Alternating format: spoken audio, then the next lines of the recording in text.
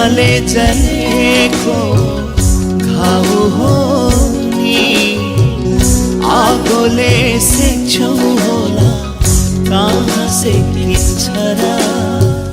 यादले बसेको दाग हो नि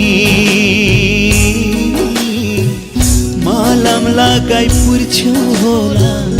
कहाँ पुरिन्छ र